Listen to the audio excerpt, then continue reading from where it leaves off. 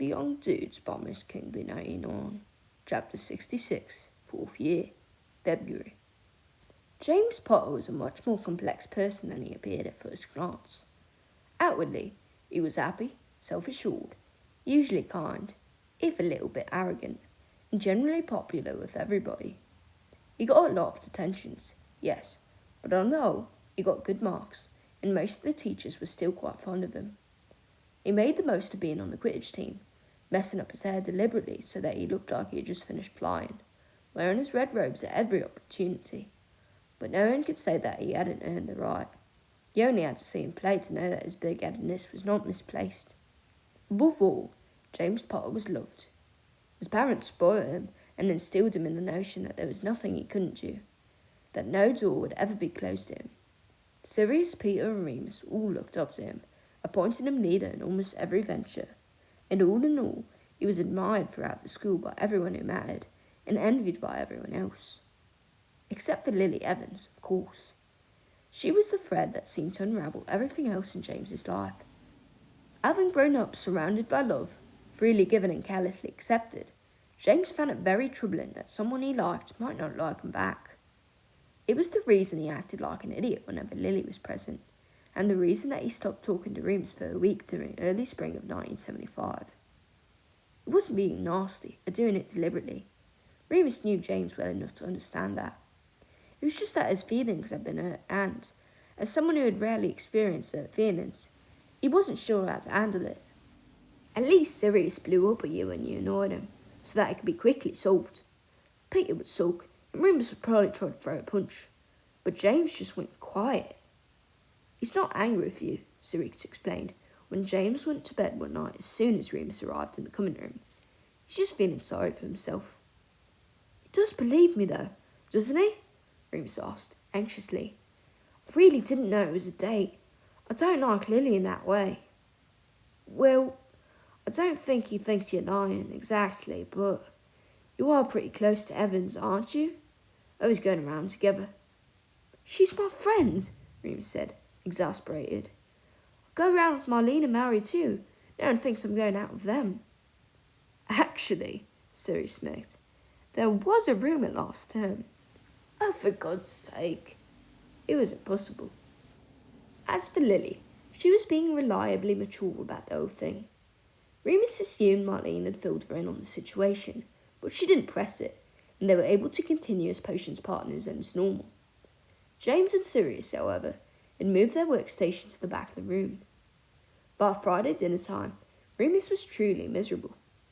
Unlike James, he had not grown up surrounded by love, and he found that his friendship with Marauders had become so important that he suffered deeply from the loss of it. He still sat with them at meals, but there was an uneasy quiet instead of their usual precocious banter. Sirius kept trying to return their conversation towards the upcoming Gryffindor vs. Slytherin match, but that only seemed to darken the mood. Making matters worse, Lily, Mary and Marlene had sat themselves close to Remus. They were feeling sorry for him, and, being girls, were trying to cheer him up by doing exactly the wrong thing. "I'm looking forward to the match," Mary smiled cheerfully. "All the Hufflepuffs and Ravenclaws I've spoken to are supporting Gryffindor too." Lily sighed heavily. "Why does it always have to be so black and white? No one's good all over or bad all over, not even Slytherins." "You can't blame us, Lily," Marlene replied. "Even if it's not all of them, most of the Slytherins have been utterly fouled this year." "Speak of the devil," Mary lowered her voice, suddenly shooting a filthy look over Lily's shoulder. Lily and Remus turned around to see Severus Snape standing there, with an odd smile on his face that was anything but joyful. "Hello, Lily," he said, softly. "Hi, Sev," Lily replied, with a false sort of politeness. "What's up?" "I just thought I'd check to see if you wanted any extra help with the potions assignment. It's very complex." "I know," she replied, irritated, "but I'm sure I'll manage." Bang! Everyone at the table jumped and spun around to stare at the end of the hall when Mulciber just let off a firecracker at the far end of the Slytherin table. He was laughing heartily as the whole school looked on, terrified. 5 points from Slytherin," McGonagall shouted, marching up the aisle between the tables. "And you'll clean that mess up at once." Dinner returned to normal, but Snape was still standing there. Lily looked at him. "As I said, Remus and I will manage," she said. "I'm not stupid, you know, Severus." "I never said you were." Snape looked genuinely upset by this. "Oh, never mind." With that, he cast an unpleasant glance at Remus, then swept away, back to his own table. "Weirdo," Mary muttered. "Leave him alone," Lily snapped. She looked so fierce that Mary didn't even have a comeback. Have any of you had any luck with that Inky Punk essay?" Marlene asked quickly, trying to keep the peace. "Mine's crap." "I'll lend you my notes if you want," Remus offered, taking a gulp of pumpkin juice. "Once Sirius gives them back." Sirius looked up, hearing his name spoken. "Oh, yeah, sorry, Moony. Hang on, they're in my bag."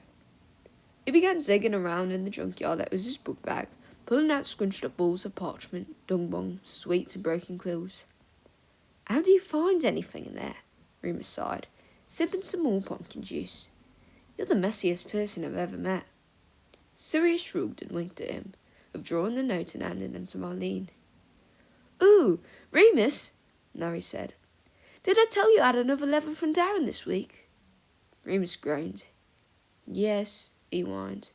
"And it was just as boring as the last 500 letters you've made me read." Sirius snorted. Marlene dropped a fork. Mary looked horrified and opened and closed her mouth a few times. Remus frowned. Why on earth had he said that?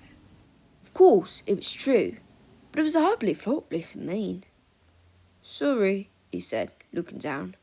He felt strange. Maybe the James thing was getting to him even more than he thought. "No, I'm sorry," Mary said, standing up, her lower lip trembling. "I won't bore you any more then." She turned quickly and left the room, a plate of food half eaten. "Mary!" Marlene got up, running to follow her. Lily looked at Remus. "Did you mean that?" "Yes," he said promptly. "Actually, I find all this boyfriend-girlfriend stuff boring. I wish you'd all just leave me alone." Once he stopped talking, he blinked, surprised at himself. Why was he saying these things? "Remus," Lily said, looking shocked. That made of sterner stuff than Mary. She didn't leave. "There's nothing wrong with Mary wanting to talk about a boyfriend or all teenagers having crushes. It's normal, isn't it?" "I don't care if it's normal," he shrugged. "I think you're all acting like idiots. Even you. Why on earth would you want to go out with me when the most popular boy in school was madly in love with you? He's 10 times nicer than me too. Just too arrogant to see it." "Remus," Lily said again, turning red. "Well, it's true," he said, helplessly. "Moony," Sirius said, finally. "Are you okay?" "I'm fine. Still a bit hungry, though. Think Mary will mind if I finish her potatoes?" "Seriously, Remus," James piped up unexpectedly. "This isn't like you at all." "I'm just being honest." "Yeah, brutally on." "Oh, Merlin," Sirius slapped his forehead. "Evans, did Snape put something in his drink? When the firework went off, maybe?" "He would never do something like that. It's illegal."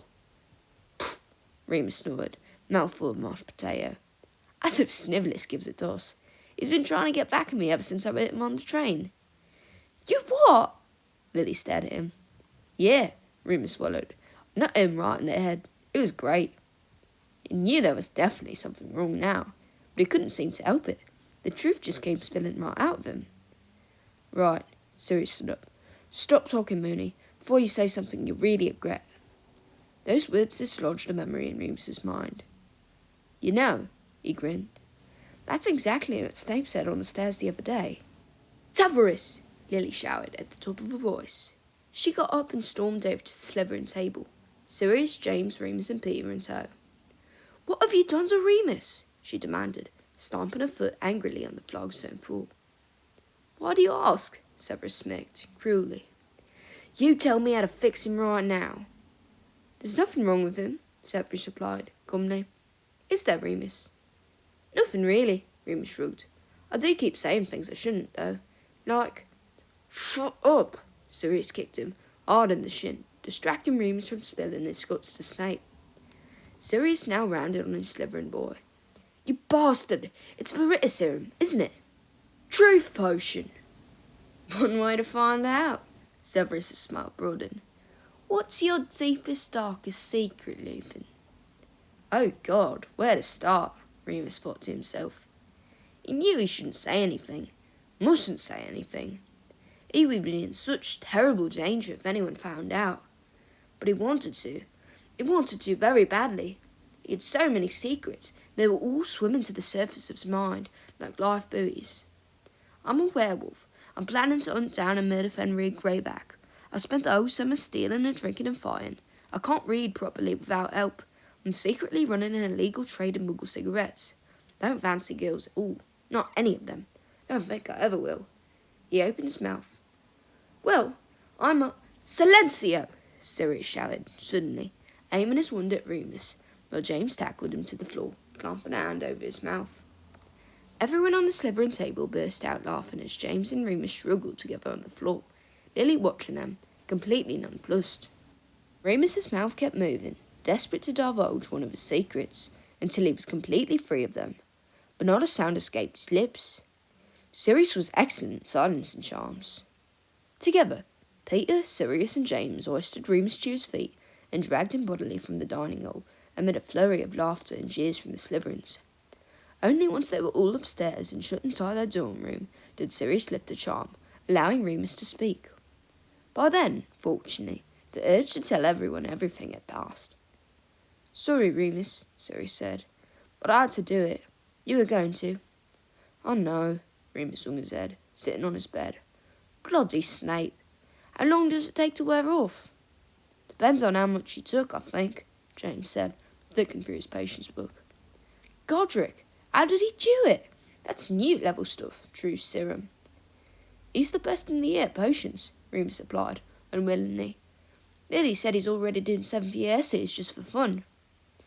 What a boring old swat, Sirius snorted, joining James in searching through the book. Try not to say anything, Moony, okay? I can't help it, Remus said, without meaning to. Okay, right. It says here you should be clear within 24 hours, so dinner time tomorrow at the very latest. What about lessons? Well, say you're sick. You can't risk it, Moony. I could kill Snape, that filthy, dirty, underhanded. I'm not missing any lessons for him, Remus folded his arms. There must be an antidote. We can go and ask Slughorn, James said, finally. Yeah, good idea. I think he's still in the Great Hall, Sirius nodded. He turned to Remus and spoke very clearly and slowly, as if he were talking to a child. Remus, stay here. Bugger off. Remus turned away, pouting like a little boy. I'll stay with him, James said. You two go. Sirius needed no more than that, and he was bounding down the stairs, calling back, Hang in there, Moony. If I see a Slytherin on my way, then I'll... But they couldn't hear the rest. Sirius had gone, and Peter with him. There was a long, awkward silence. Remus didn't trust himself to speak. Finally, James did. Sorry I've been a bit of a prat lately. Remus was taken aback, and shook his head fiercely. You haven't been. I just wish I could prove to you that I... Wait, ask me. Eh? Ask me now. Well, I'm under truth serum. Ask me how I feel about Lily. You know it's the truth. Remus, I don't want to, James frowned. It didn't mesh with his idea of good sportsmanship. Go on, Remus encouraged. I really don't mind. It's between you and me, right? He got up and grabbed James by the shoulders, meeting his eyes with confidence. Ask me. Okay then. Remus, do you fancy Lily Evans? Nope, absolutely not. Remus didn't so much as blink. Okay, good. What about Marlene? Nope, never have, never will. They're my friends, like you are. James looked at him very intently. Then his face broke into a genuine smile. He slapped Remus on the back. Thanks, Moony. You're a real mate. Remus laughed. Any time.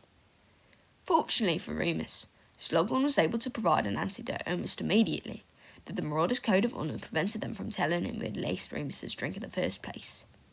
It's better this way, Remus assured them.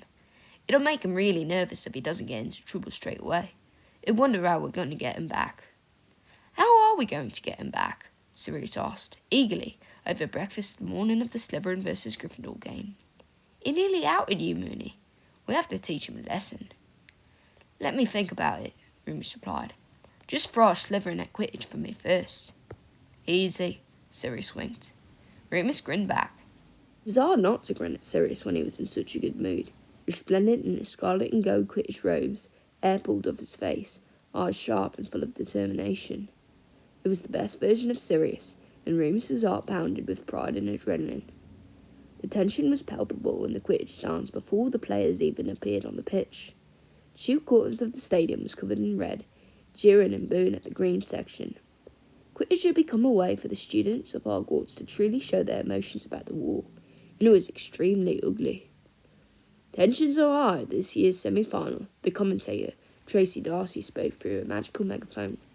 This match will of course determine which team goes through to the final against Ravenclaw, and by the looks of the players, it'll be a close one. On Gryffindor, we have Potter, of course, a legend in his own right with more than 200 goals under his belt already. Marlene McKinnon there, a formidable beater, and so she should be. Her brother Danny McKinnon, of course, plays professionally for the Chudley Cannons. And there's Sirius Black, Gryffindor's second beater, in his second game of the year. Black has already shown himself to be as competent as McKinnon, and I'm sure all of the ladies will agree. He doesn't look half bad in his kit. McGonagall's disapproving cough could be heard over the megaphone. Remus noticed that almost every girl in the crowd was either giggling or screaming Sirius's name. Sorry, Professor, Tracy continued. And here comes Slytherin. Deafening booing from the crowd here. They have their very own Black on the team, of course. Sirius's younger brother, Regulus, Seeker, and Mulciber, taking on his beater this term. The boos grew so loud now that Remus could barely hear Darcy over the noise. Peter wasn't helping, and kept jumping up and down in his seat. Remus was staying seated as long as he could. His hip was causing him problems again, and he didn't want to exasperate it. Limpy Lupin was somehow worse than Loony Lupin. Finally, the game began, and both teams shot into the air with incredible force. If the crowd was mean, the players were even worse. With the weight of their houses on their shoulders, it felt like a matter of life or death. Remus had never seen James play so hard, rocketing up down the pitch like a red bullet, catching and throwing the quaffle faster than the Slytherin keeper could keep track of. Sirius and Marlene were equally fearsome, both working as much more of a team than they had last time, clearly communicating and watching the backs of their fellow teammates.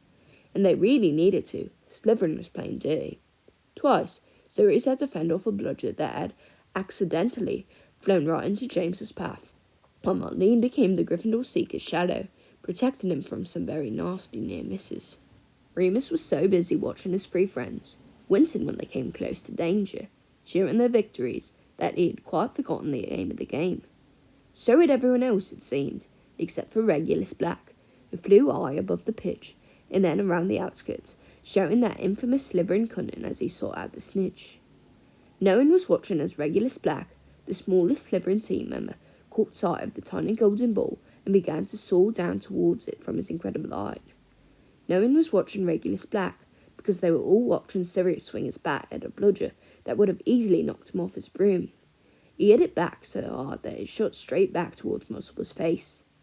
Mulciber, though stupid, was not slow, and swooped down immediately, ducking out of the way, just as Regulus Black passed behind him. Now Remus saw him.